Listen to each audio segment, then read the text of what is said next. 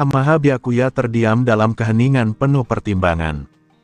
Ia sebenarnya bisa saja menenangkan Yoshimura Kuzen dengan penjelasan sederhana, namun ia memilih untuk tidak melakukannya. Mengungkap terlalu banyak hal terlalu cepat bukanlah pilihan yang bijak, sehingga ia menahan diri. Yoshimura tidak memaksa.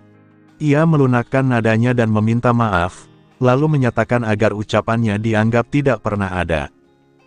Ia berjanji akan memastikan Wasuchika dirawat dengan baik. Byakuya mengucapkan terima kasih dan mengangguk sebagai balasan. Yoshimura kemudian tersenyum hangat dan menyebutkan bahwa sudah lama Byakuya tidak berkunjung ke Anteiku. Karena ia sudah berada di sana, Yoshimura mengundangnya untuk tinggal dan menikmati secangkir kopi. Byakuya menerima undangan tersebut. Byakuya lalu berbalik kepada Chika dan Rize, mengajak mereka turun ke lantai bawah. Ia memberi instruksi kepada Chika agar mengaku sebagai saudari Rize jika ada yang bertanya, serta melarang keras menyebut nama Wasu kepada siapapun. Ia tidak bermaksud menyembunyikan identitas Chika dari pihak seperti Itori atau Roma, karena para clown sudah mengetahui banyak hal. Ia melakukannya demi melindungi Touka dan yang lainnya, karena mengetahui terlalu banyak tentang klan Wasu bisa berakibat fatal. Rize menambahkan bahwa ia sekarang menggunakan nama Kamishiro Rize dan menyarankan Chika menggunakan nama keluarga yang sama. Chika menyetujuinya dan memperkenalkan diri sebagai Kamishiro Chika. Saat mereka tiba di lantai dasar, para staf Anteiku tampak terkejut. Touka mempertanyakan kapan mereka datang dan mengapa muncul dari lantai 2, karena ia tidak melihat mereka masuk melalui pintu depan. Ia juga penasaran dengan wanita yang mengikuti Byakuya. Byakuya menjelaskan secara singkat bahwa mereka masuk melalui jendela lantai atas dan ada beberapa komplikasi.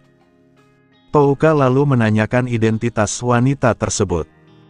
Chika dengan gugup memperkenalkan diri sebagai adik Rize, Kamishiro Chika, sambil berdiri sedikit di belakang Byakuya seolah menjadikannya pelindung. Touka mengamati mereka dan menyadari bahwa keduanya memang tampak mirip. Karena Rize dan Chika sama-sama berdarah murni Wasu, kemiripan keluarga mereka terlihat jelas dan membuat cerita saudari itu terdengar meyakinkan. Rize menambahkan bahwa mereka lebih mirip sepupu jauh daripada saudari kandung, sebuah pernyataan yang secara teknis tidak sepenuhnya bohong. Touka kemudian bertanya apakah Chika akan bergabung dengan Anteiku. Chika menjawab dengan anggukan pelan. Roma segera berlari menghampiri dan menyambutnya dengan penuh antusias, menarik tangan Chika sambil menyatakan kegembiraannya atas anggota baru. Chika tampak terkejut oleh energi Roma, tetapi tetap berusaha bersikap sopan.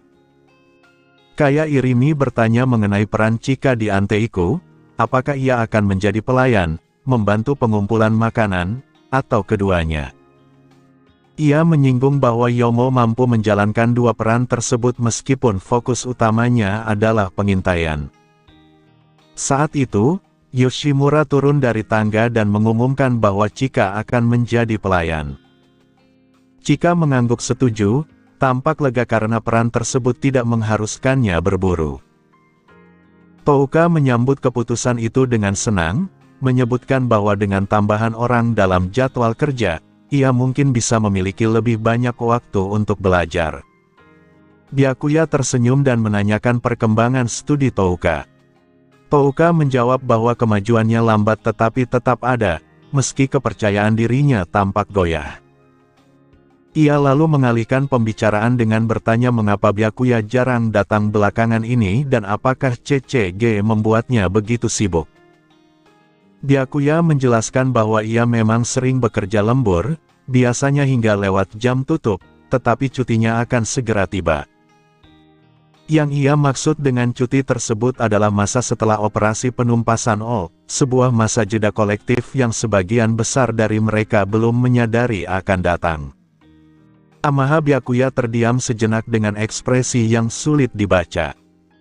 Ia sebenarnya sudah bersiap untuk menundukkan Wasuchika, tetapi campur tangan Rize membuat hal itu tidak lagi diperlukan. Ia benar-benar kehabisan kata-kata setelah mendengar pertanyaan terbaru dari Chika. Padahal, Chika baru saja menghabiskan 3 kantong daging ghoul di hadapannya. Menurutnya, tidak masuk akal jika Chika masih bertanya apakah ia tahu bahwa dirinya adalah seorang ghoul.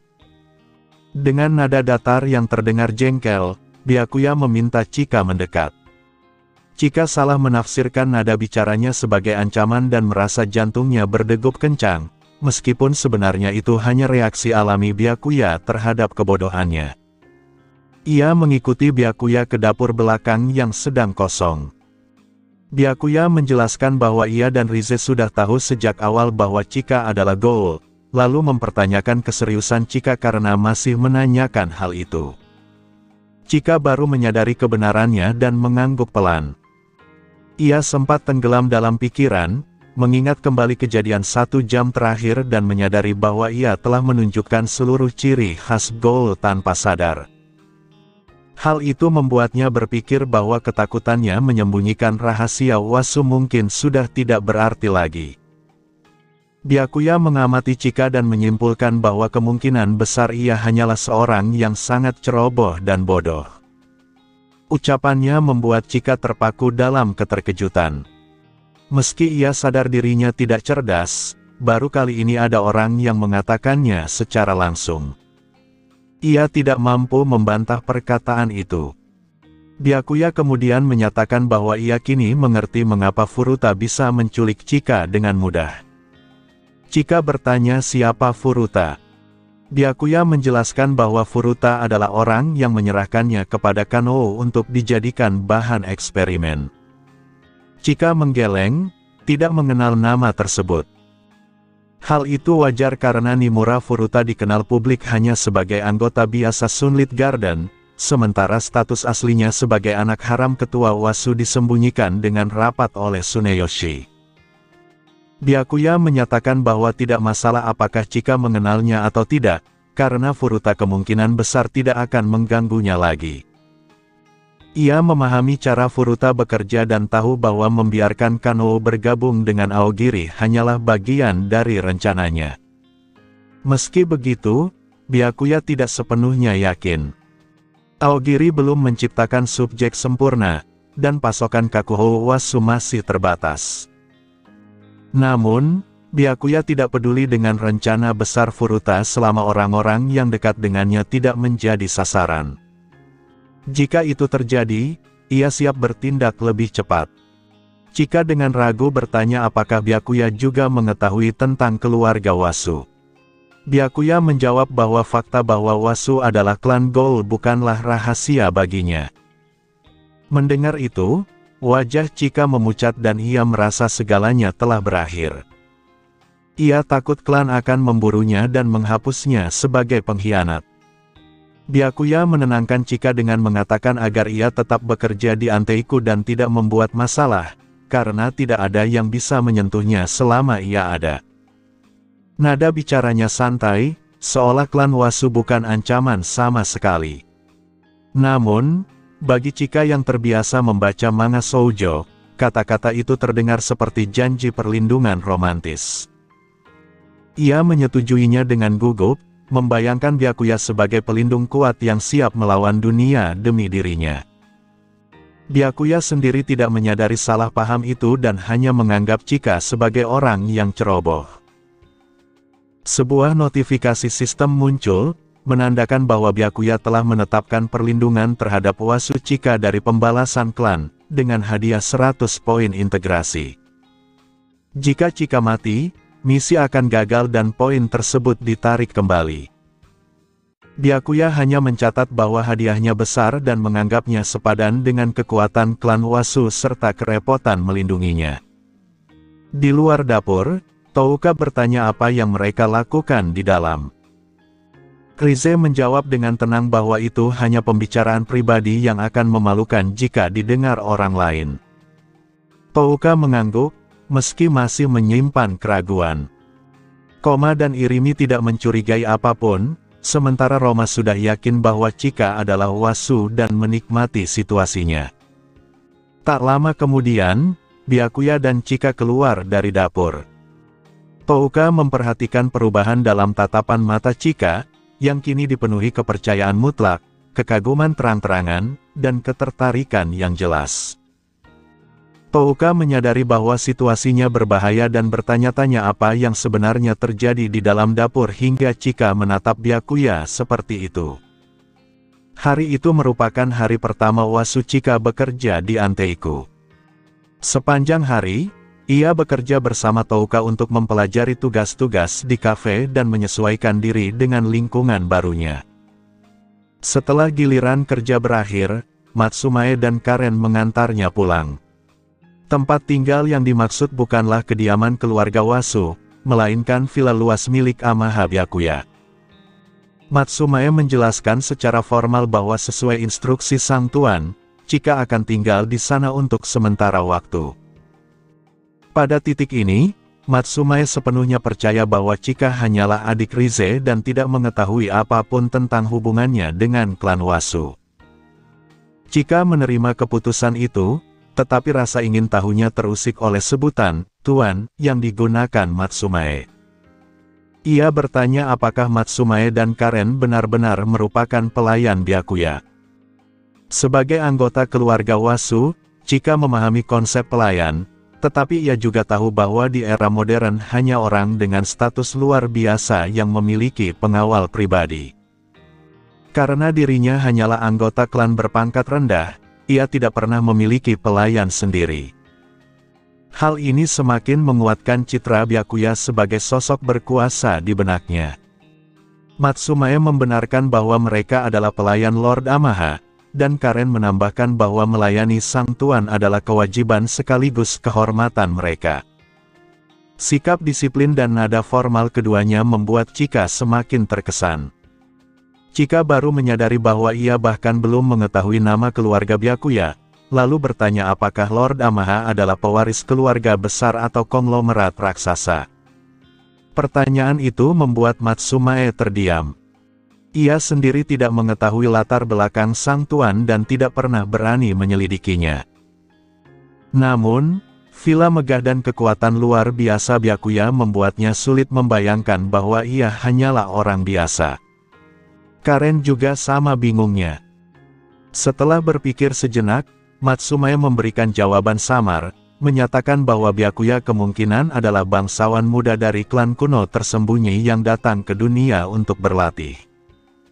Ia menambahkan bahwa mereka berdua adalah Ghoul yang memilih mengabdi setelah dengan mudah ditundukkan olehnya. Chika menerima penjelasan itu sepenuhnya dan merasa semuanya masuk akal. Pada saat itu, pintu villa terbuka dan Byakuya muncul, menegur Matsumae karena terlalu banyak membaca novel daring dan mengarang cerita tentang klan kuno tersembunyi. Meski konsep tersebut tidak sepenuhnya mustahil di dunia itu, Matsumae tetap merasa malu karena ketahuan.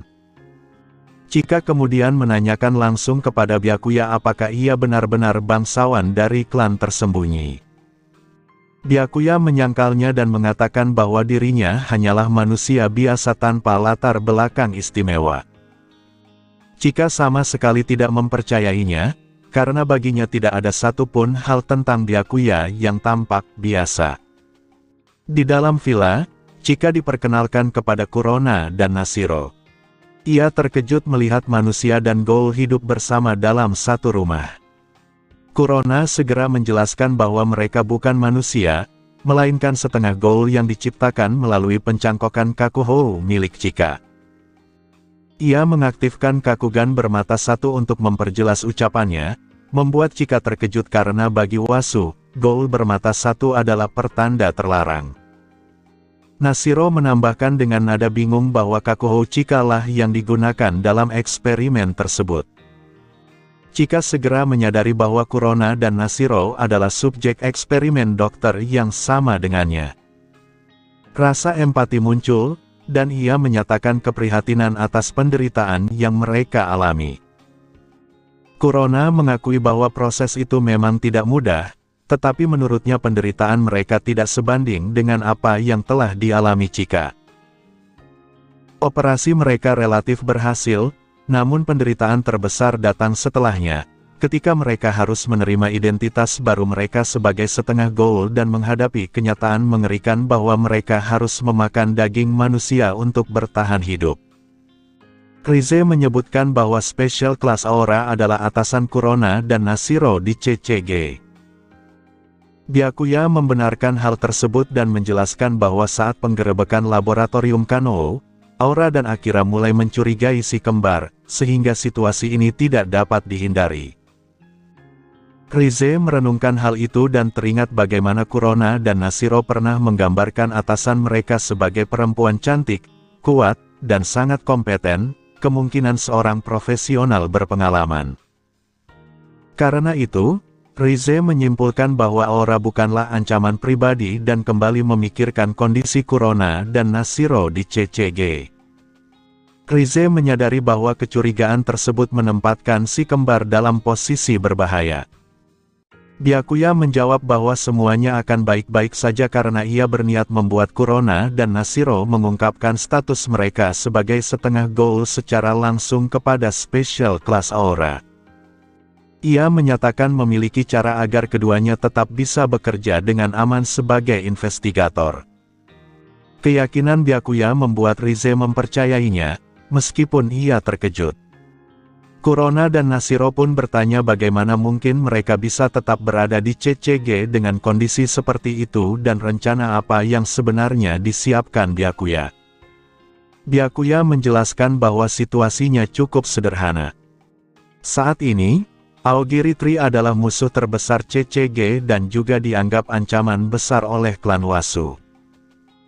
Dengan Kanou bergabung bersama Aogiri, produksi setengah ghoul dalam jumlah besar kemungkinan akan terjadi, dan CCG akan sangat membutuhkan cara untuk mengimbanginya. Dalam kondisi tersebut, Kurona dan Nashiro memiliki nilai yang sangat tinggi, bukan hanya sebagai aset tempur elit, tetapi juga sebagai subjek referensi yang tak ternilai. Ia bahkan menyebutkan kemungkinan bahwa CCG akan mencoba menghidupkan kembali eksperimen setengah ghoul versi mereka sendiri. Byakuya kemudian mengungkap bahwa sebenarnya eksperimen semacam itu telah lama berasal dari dalam CCG, meskipun para investigator manusia tidak mengetahuinya. Selama bertahun-tahun, kepemimpinan Wasu telah bereksperimen pada batas antara manusia dan ghoul. Kanou hanyalah peneliti yang membelot dan menyempurnakan metode tersebut, sementara CCG secara resmi telah menutup proyek mereka.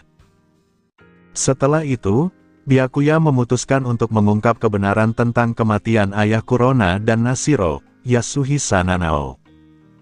Mendengar nama itu, si kembar langsung bersikap tegang. Byakuya menjelaskan bahwa di masa lalu, CCG bekerja sama dengan perusahaan ayah mereka, Sphinx. Secara resmi, perusahaan itu memasok larutan RC untuk Quinque dan penekan RC, tetapi sebenarnya ruang bawah tanah Sphinx digunakan untuk eksperimen rahasia yang tidak etis. Ketika proyek tersebut dihentikan, ayah mereka dibungkam untuk mencegah kebocoran informasi. Eksperimen itu hampir pasti merupakan cikal bakal operasi yang kemudian dilakukan Kanou terhadap Kurona dan Nashiro. Pengungkapan itu membuat keduanya pucat. Mereka menyadari bahwa Kanou tidak berbohong dan bahwa CCG memang terlibat dalam kematian ayah mereka. Namun, Byakuya menegaskan bahwa investigator manusia sama sekali tidak mengetahui hal tersebut. Dalang sebenarnya adalah klan Wasu yang berada di puncak kepemimpinan. Ia menunjuk Chika dan menyatakan bahwa gadis itu adalah anggota Wasu, sehingga seluruh kepingan kebenaran kini saling terhubung. Kurona terkejut menyadari bahwa pimpinan CCG adalah ghoul, sementara Nashiro bergumam tidak percaya bahwa seluruh keluarga Wasu merupakan ghoul. Bagi Kurona, Nashiro, Matsumae, dan Karen, pengungkapan ini memiliki dampak yang sangat besar. Byakuya menjelaskan bahwa alasan ia tidak mengungkapkannya lebih awal adalah demi keselamatan mereka dan meminta agar rahasia ini disimpan rapat-rapat. Nashiro menyatakan pengertiannya dan menegaskan bahwa mereka tahu Byakuya hanya berusaha melindungi mereka. Kurona juga berjanji tidak akan mengatakan apapun. Sebagai penutup, Byakuya menegaskan bahwa investigator manusia dan kepemimpinan Wasu adalah dua entitas yang sepenuhnya berbeda. Kurona dan Nashiro dapat terus bekerja sebagai pembasmi Ghoul tanpa rasa bersalah. Kejatuhan klan Wasu adalah sesuatu yang tak terelakkan, tetapi CCG sebagai organisasi akan tetap ada. Mendengar itu, Kurona dan Nashiro mengangguk. Mereka menyadari bahwa kebencian membabi buta hanyalah jebakan. Mereka pernah membenci Ghoul karena kematian ayah mereka dan masuk akademi, lalu membenci CCG setelah mendengar kebenaran dari Kanou. Kali ini, mereka tidak akan bertindak gegabah. Musuh sejati mereka adalah klan Wasu, bukan organisasi tempat mereka mengabdi. Wasu Chika secara refleks menutup kedua matanya dengan tangan, wajahnya memerah hebat. Namun, celah di antara jari-jarinya memperlihatkan bahwa ia sama sekali tidak melewatkan apapun dari kejadian di depannya. Matsumae terdiam sejenak sebelum memberi isyarat kepada Karen untuk mundur. Ia memahami bahwa ini bukan situasi yang pantas disaksikan oleh bawahan. Meskipun Matsumae tidak sepenuhnya terkejut dengan perilaku si kembar, karena sejak lama ia menduga hubungan mereka dengan Master tidaklah biasa, ia tetap tercengang oleh tindakan yang begitu berani dan terbuka. Karen, yang tidak setenang Matsumae, merasakan wajahnya memanas saat mengikuti atasannya meninggalkan ruangan. Byakuya membuka matanya dengan terkejut. Wajah Kurona dan Nashiro berada sangat dekat dengan wajahnya, meninggalkan sedikit keraguan tentang apa yang baru saja terjadi.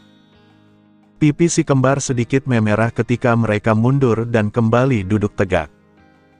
Mereka telah melancarkan serangan serentak dari kedua sisi tanpa memedulikan keberadaan orang lain di ruangan itu. Wajah Rize tampak dingin dan kesal. Ia tidak menyangka Kurona dan Nashiro akan bertindak seberani itu, dan ketika ia menyadari maksud mereka, semuanya sudah terlambat untuk dicegah. Dengan nada dingin, Rize memperingatkan agar mereka tidak mengira keberanian mendadak itu memberi keuntungan apapun. Meski kesal, Rize menyadari bahwa situasi seperti ini memang tidak terhindarkan. Byakuya telah menyatakan bahwa ia mencintai dan ingin melindungi semuanya, dan karena si kembar berada di bawah perlindungannya, Rize tidak akan benar-benar bertindak melawan mereka. Namun, ia merasa perlu menunjukkan sikapnya. Kurona bertanya dengan nada datar apa maksud Rize. Nashiro menambahkan bahwa mereka tidak berniat merebut keuntungan apapun dan hanya ingin mengungkapkan rasa terima kasih atas semua yang telah dilakukan Byakuya untuk mereka. Tindakan tersebut bukanlah dorongan sesaat, melainkan hasil pembicaraan pribadi di antara mereka. Meski demikian, tuduhan Rize mengenai keunggulan tepat sasaran, karena mereka memang telah bersekongkol untuk merebut ciuman pertama Byakuya. Rize mengejek alasan mereka sebagai sesuatu yang membosankan dan mengatakan bahwa jika mereka mencintainya, seharusnya mereka mengatakannya secara langsung. Ucapannya membuat Kurona dan Nashiro terdiam sejenak. Dengan sikap angkuh, Rize menegaskan bahwa apapun rencana mereka sudah terlambat karena ia telah lebih dulu mengambil ciuman pertama Byakuya sejak lama. Pernyataan itu mengguncang ketenangan Kurona dan membuat Nashiro menyadari bahwa mereka telah meremehkan Rize. Chika merasa sepenuhnya terasing dan tidak memahami makna percakapan tersebut, tetapi satu hal jelas baginya, Rize, Kurona, dan Nashiro memiliki ketertarikan yang nyata terhadap Lord Amaha. Di luar ruang tamu, Matsumae dan Karen masih dapat mendengar percakapan itu. Matsumae merasa keputusannya untuk mundur adalah langkah yang tepat, sementara Karen berbisik bahwa kebijaksanaan atasannya telah menyelamatkan mereka dari situasi yang sangat canggung. Hinami menjadi satu-satunya yang masih berada di dalam rumah. Awalnya ia berniat tidur lebih awal, tetapi keributan di bawah membuatnya penasaran. Ketika ia memasuki ruang tamu, ia merasakan ketegangan yang aneh tanpa memahami penyebabnya. Pertanyaannya membuat konfrontasi antara Rize dan si kembar langsung berakhir. Rize dengan tenang mengatakan bahwa tidak ada apa-apa dan menyuruh Hinami kembali tidur. Ekspresi Kurona dan Nashiro kembali seperti biasa, seolah kejadian barusan tidak pernah terjadi. Hinami kemudian memperhatikan Chika dan menanyakan identitasnya. Byakuya memperkenalkan Chika sebagai teman baru dari Anteiku dan meminta Hinami memanggilnya Chikane. Hinami menyapa dengan sopan, dan Chika membalasnya. Setelah bertemu seluruh penghuni rumah, kecemasan Chika terhadap lingkungan barunya mulai mereda. Keesokan harinya, Byakuya bersama Kurona dan Nashiro mendatangi kediaman Aura Kyoko sesuai rencana. Dengan alamat yang telah diberikan sebelumnya, mereka menemukan tempat itu tanpa kesulitan. Di samping pintu terpasang papan nama bertuliskan Aura. Setelah Byakuya menekan bel, Kyoko segera membuka pintu. Ia menyapa mereka dan mengatakan bahwa mereka datang lebih awal dari perkiraannya karena ia belum sepenuhnya siap. Saat pintu terbuka, Byakuya memahami maksudnya. Kyoko mengenakan gaun tidur tipis dan transparan, dengan renda pakaian dalamnya terlihat jelas.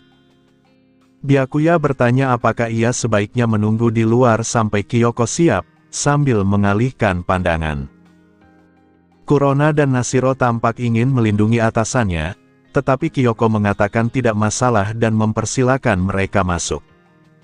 Karena tuan rumah tidak keberatan, Byakuya tidak mempermasalahkannya.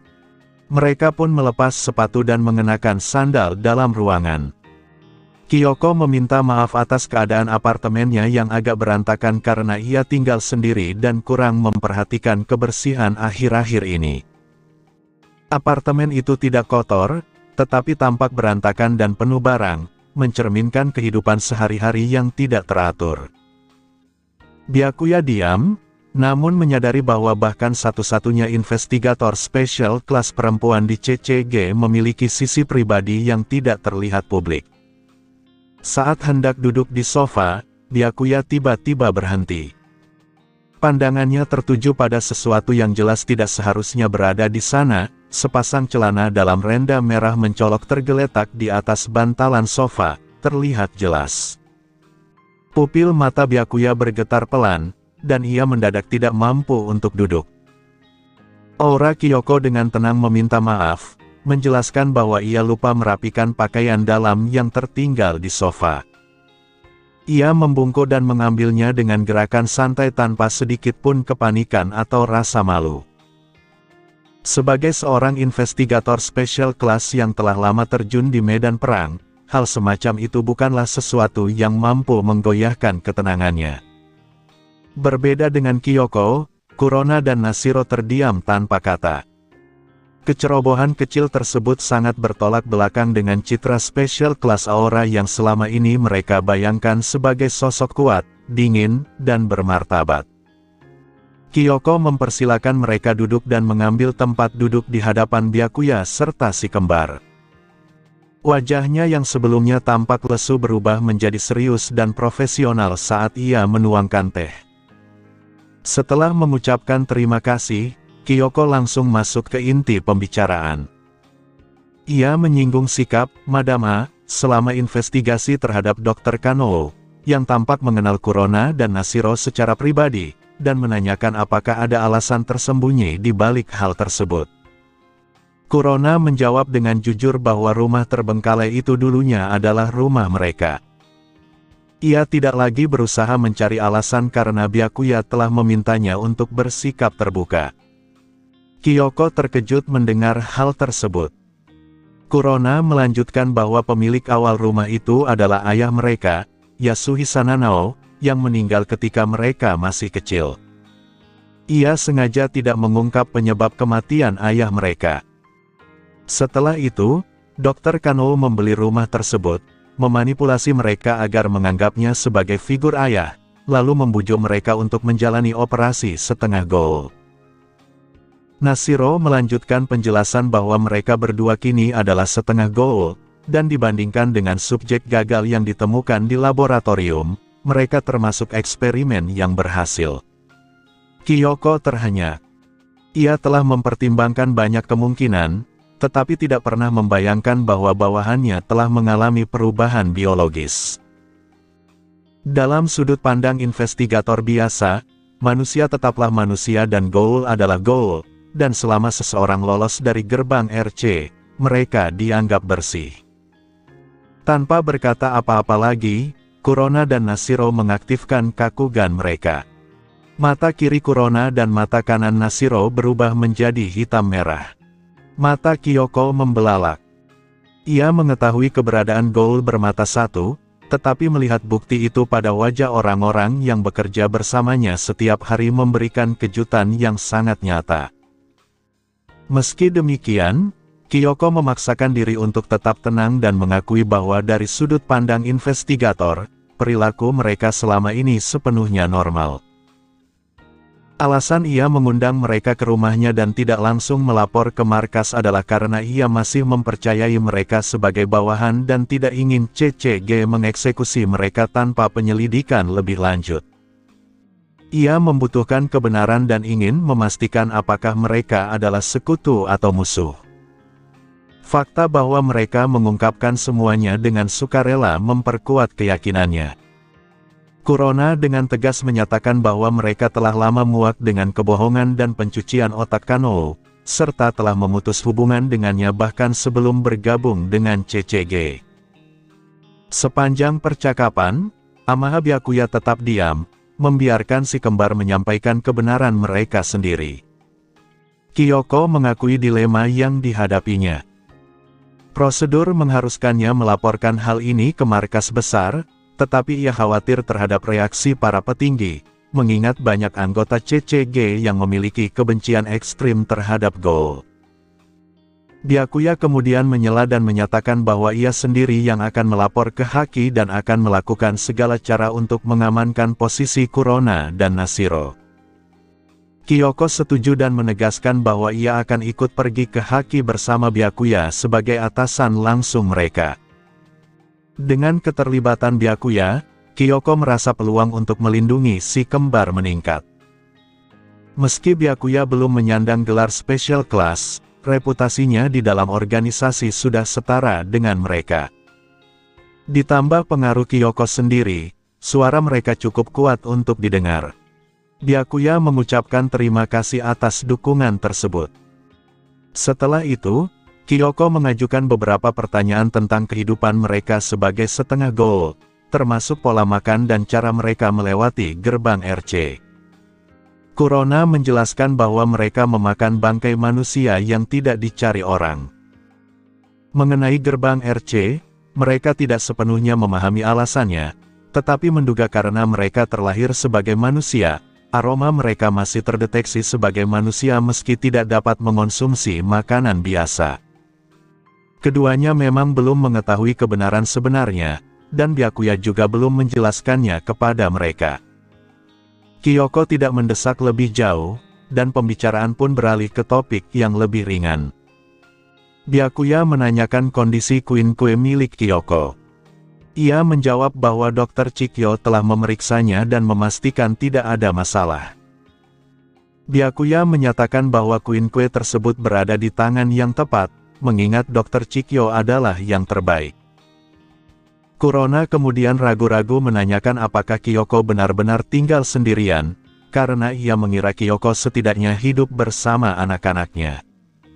Kesalahpahaman itu membuat Kyoko tersenyum tipis. Ia meluruskan bahwa Kurona keliru, karena ia bahkan belum menikah, apalagi memiliki anak. Di distrik ke-20, Yoshimura Kuzen berhenti di sebuah gang gelap. Di hadapannya berdiri Kaiko, pemimpin organisasi V, seorang kenalan lama yang mengenakan mantel parit hitam dan topi gelap.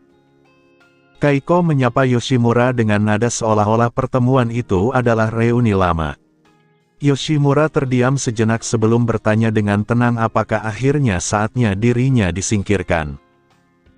Kaiko menolak anggapan itu, mengatakan bahwa jika ia berniat membunuh Yoshimura, ia akan datang dengan banyak orang. Ia menepuk bahu Yoshimura dan menyatakan bahwa sebagai teman lama, ia masih ingin membantunya, asalkan Yoshimura jujur. Kaiko lalu mendesak Yoshimura untuk mengatakan keberadaan anaknya, One Eye All. Ia menegaskan bahwa hubungan darah antara mereka sudah jelas, dan keberadaan Aogiri Tree telah mengganggu keseimbangan yang selama ini dipertahankan. Kaiko memperingatkan bahwa ini adalah kesempatan terakhir Yoshimura, menyerahkan One Eye All dan bersumpah setia pada V demi keselamatan dirinya. Kaiko mengetahui bahwa CCG hampir meluncurkan operasi penumpasan besar terhadap Yoshimura. Jika Yoshimura menyerahkan All sejati, V memiliki cara untuk meredam krisis tersebut. Klan Wasu sebenarnya sudah lama tahu bahwa All sejati adalah anak Yoshimura, namun selama ini menahan diri karena sisa rasa sentimental. Keadaan kini berubah, karena bahkan para penyelidik manusia CCG telah mengetahui kebenaran itu. Jika Yoshimura tidak bekerja sama, kematiannya sudah pasti, dan Wasu tidak bisa terus melindungi All Non-Killing tanpa menimbulkan kecurigaan di antara bawahan manusia mereka. Yoshimura menanggapi dengan wajah datar, menyangkal bahwa ia memiliki anak atau mengetahui apa yang Kaiko maksud. Mendengar jawaban itu, Kaiko menyatakan bahwa akhir Yoshimura sudah dekat, lalu pergi meninggalkannya.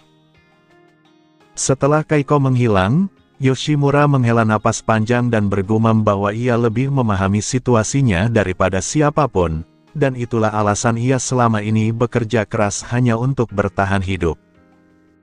Di distrik pertama, di kediaman Aura, Kurona menunjukkan keterkejutannya setelah mengetahui bahwa Aura Kyoko ternyata belum menikah.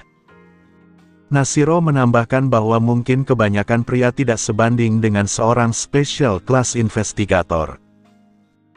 Kyoko menjelaskan dengan sederhana bahwa alasannya bukan hal dramatis, melainkan karena pekerjaannya yang berbahaya membuatnya merasa belum pantas memikirkan pernikahan.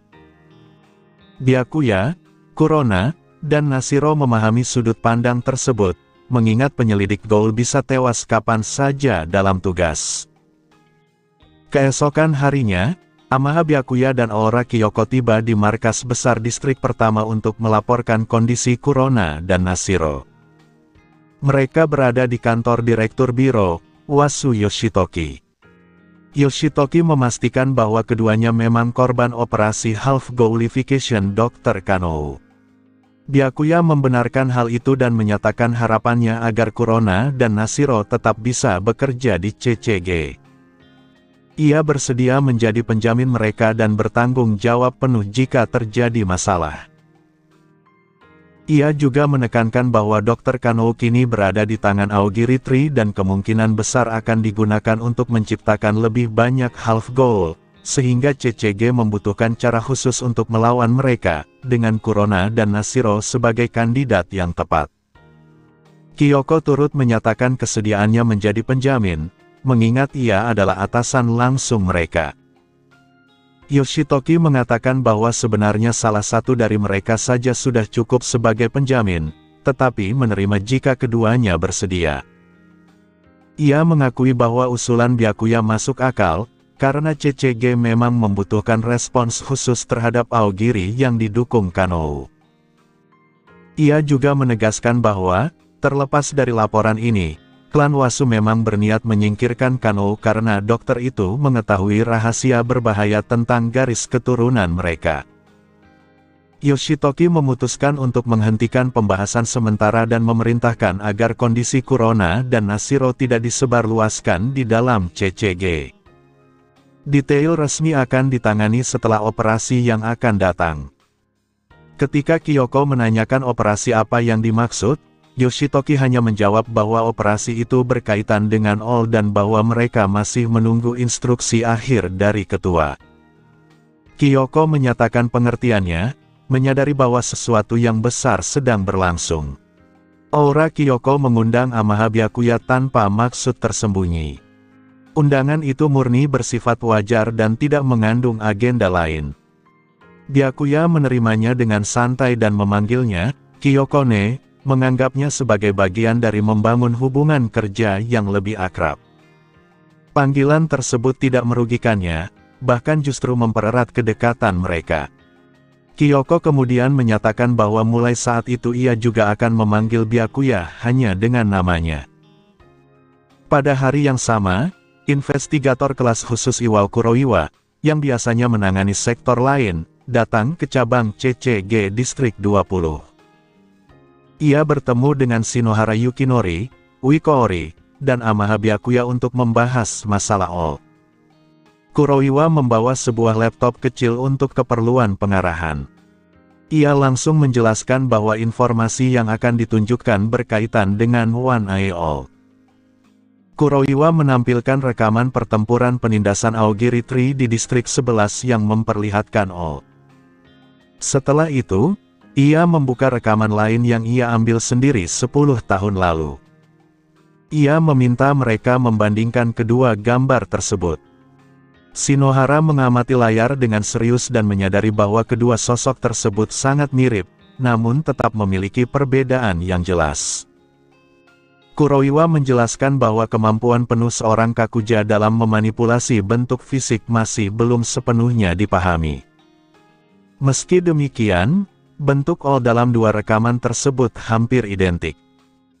Ia menyesalkan bahwa dirinya tidak terlibat dalam serangan ketiga All terhadap CCG, karena All yang ia hadapi dulu, yang Kakuhou-nya sempat ia tebas, berbeda dari All yang sekarang. All yang baru ini selalu menghindari pembunuhan secara langsung. Dari perbedaan tersebut, muncul dugaan bahwa ada dua All yang berbeda. Kuroiwa menegaskan bahwa inilah alasan mengapa markas besar CCG sering memobilisasi personel dari distrik lain. CCG memperkirakan akan segera menemukan lokasi Non-Killing All. Markas besar secara resmi membedakan keduanya dengan nama sandi One Eye All dan Non-Killing All. Keduanya diklasifikasikan sebagai ancaman peringkat SSS. Uiko Ori menambahkan bahwa nama Non-Killing All sesuai dengan gaya bertarungnya.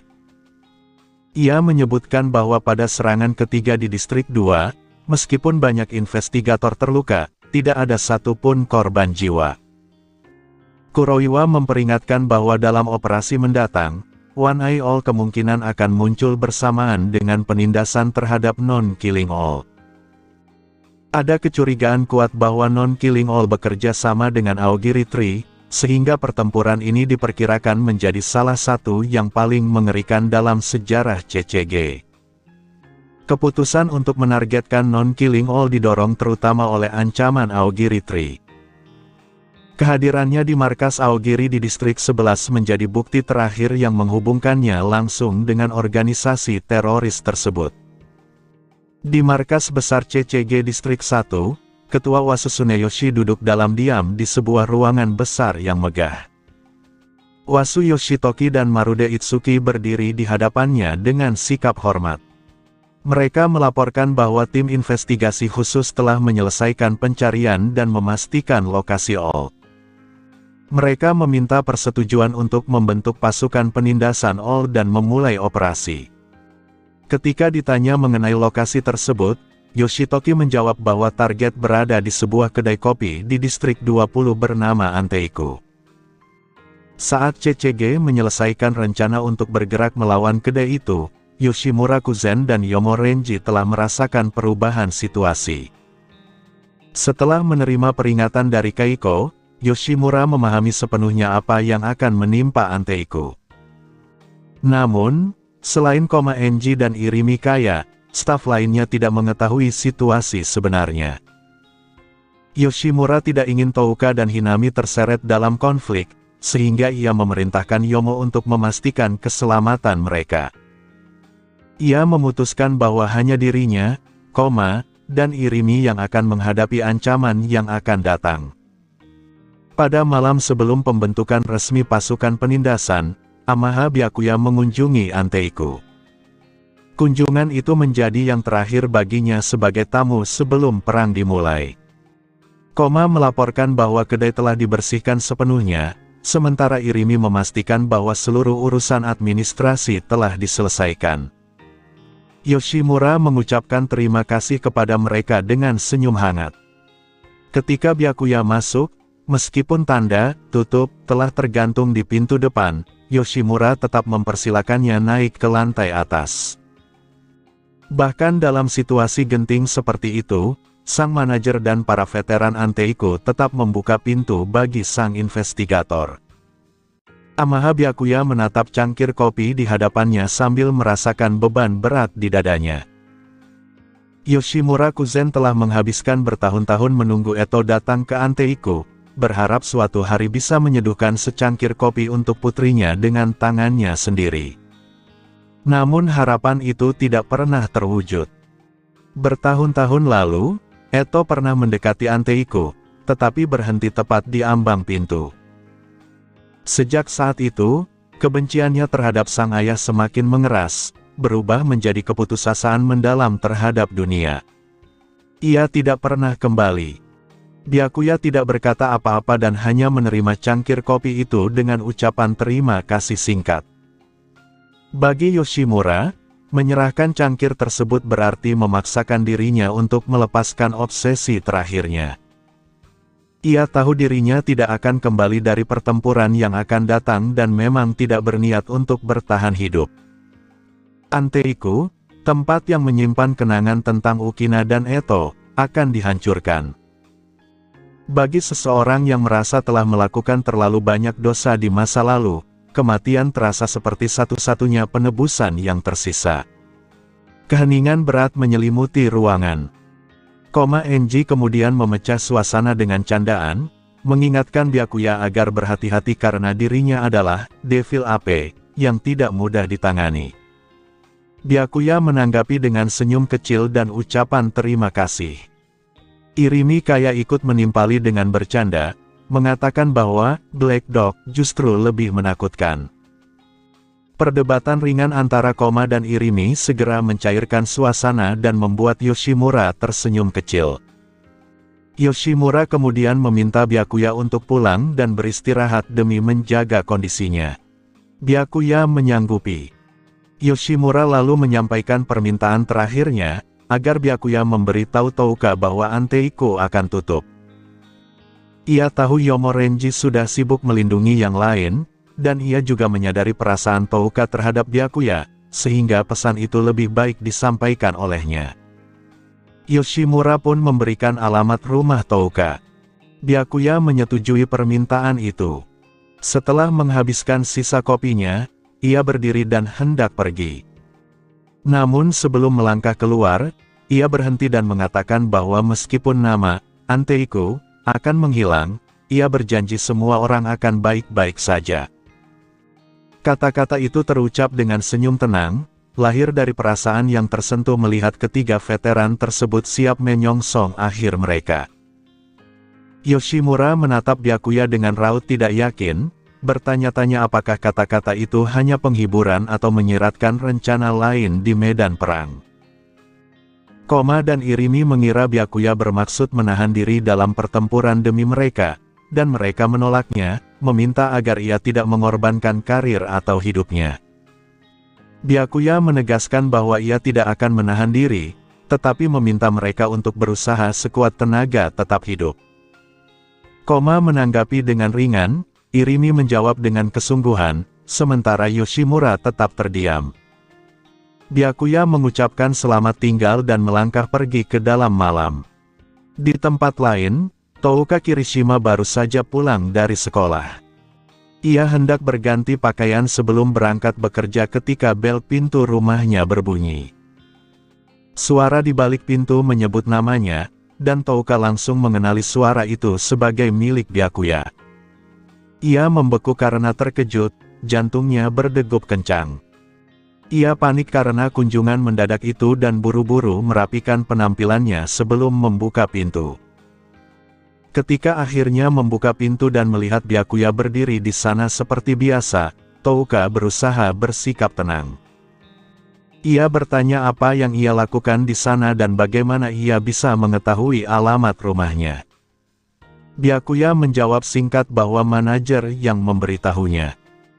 Touka Kirishima menatap Amaha Byakuya dengan ekspresi mengeras dan menuntut penjelasan penuh tentang apa yang sebenarnya terjadi.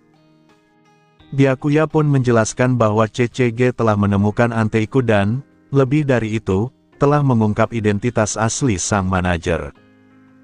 Atas dasar itu, CCG memutuskan untuk segera melancarkan operasi penumpasan berskala penuh terhadapnya. Mendengar nama CCG, pikiran Touka sempat melayang pada posisi Byakuya sebagai penyelidik, tetapi keraguan itu segera ditepis.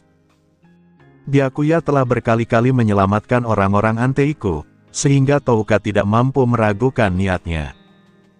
Ia bertanya apakah identitas asli sang manajer benar-benar sepenting itu bagi CCG. Touka selalu tahu Yoshimura bukan orang biasa, tetapi ia tidak pernah mengetahui detail masa lalunya karena sang manajer tak pernah membicarakannya. Byakuya kemudian menyinggung tentang One Eye All. Touka mengenal nama itu sebagai monster dari Aogiri Tree dan tidak mengerti kaitannya. Byakuya menjelaskan bahwa One Eye All adalah ghoul berperingkat SSS, ancaman terbesar bagi CCG. Yoshimura sendiri adalah non-killing all, ghoul dengan tingkat ancaman yang setara. Untuk menghadapi ghoul SSS, CCG mengerahkan kekuatan yang belum pernah terjadi sebelumnya.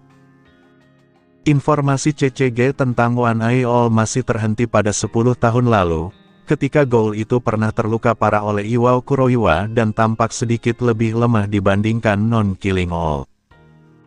10 tahun kemudian, CCG tidak mengetahui sejauh mana kekuatan One Eye All telah berkembang, maupun bahwa non-killing all justru telah melemah. Mereka menilai Yoshimura berdasarkan standar lama dan karena itu memutuskan untuk menyerangnya dengan seluruh kekuatan yang ada. Hampir semua penyelidik kelas khusus dikerahkan, kecuali Haisaki Shinmei yang harus menjaga koklea dari kemungkinan serangan Aogiri. Operasi ini dipimpin langsung oleh Direktur Biro Wasu Yoshitoki sebagai komandan, dengan Marude Itsuki sebagai pengatur taktik, serta sejumlah besar penyelidik senior dan asosiat special class. Ini adalah formasi elit yang belum pernah terjadi sebelumnya, disusun khusus untuk mengakhiri all. Touka bertanya mengapa ada One Eye All dan non-killing all, serta apakah sang manajer memiliki hubungan dengan all dari Aogiri. Byakuya menjelaskan bahwa alasan utama lain di balik pergerakan CCG adalah kecurigaan bahwa non-killing all bekerja sama dengan Aogiri Tree. Ia memilih untuk tidak mengungkap hubungan ayah dan anak antara Yoshimura dan Eto, bukan karena kehati-hatian, melainkan sebagai bentuk penghormatan terhadap sang manajer. Rahasia itu hanya pernah dibagikan Yoshimura kepadanya. Touka menundukkan kepala dan dengan suara bergetar menyatakan bahwa ia tidak ingin melarikan diri. Ia ingin tetap tinggal dan melindungi Anteiku sampai akhir. Byakuya menolak dengan tegas, menjelaskan bahwa Yoshimura, dan Irimi semua menginginkan hal yang sama. Touka dan Yomo pergi ke tempat yang aman agar tidak terseret ke dalam pertempuran. Touka menentang, mengatakan bahwa itu sama saja memintanya berdiam diri dan menyaksikan mereka mati, padahal Anteiku selalu mengajarkan untuk saling membantu. Byakuya membalas dengan menanyakan apakah Touka siap menghadapi seluruh CCG, yang bahkan mengerahkan 6 penyelidik kelas khusus. Touka tetap bersikeras tidak ingin lari. Byakuya kemudian memperingatkannya dengan dingin bahwa jika ia tidak pergi, ia akan mati. Touka menitikkan air mata, memikirkan kemungkinan kematian Yoshimura, dan Irimi. Byakuya menegaskan bahwa justru dengan berdiri menghadapi CCG, dan Irimi sedang menjalani makna saling membantu. Mereka mengorbankan diri agar yang lain bisa hidup. Byakuya tidak bisa membiarkan Touka mengorbankan nyawanya secara sia-sia. Dalam pertempuran sebesar ini, kekuatan Touka tidak cukup untuk melindungi dirinya sendiri. Ia yakin bisa menyelamatkan 3 veteran itu hanya karena mereka semua setidaknya berperingkat SS, dengan Yoshimura di tingkat SSS. Touka tidak memiliki daya tahan yang sama. Kata-kata itu menghantam Touka dengan keras. Ia mencengkeram bajunya dengan tangan gemetar dan menyadari bahwa pengorbanan itu dilakukan demi dirinya dan yang lain. Ia menyebut Yoshimura, dan Irimi sebagai keluarganya. Dengan air mata menggenang, Touka mengingat bagaimana sang manajer mendorongnya untuk bersekolah, memperlakukannya seperti anak sendiri, dan selalu menjaganya.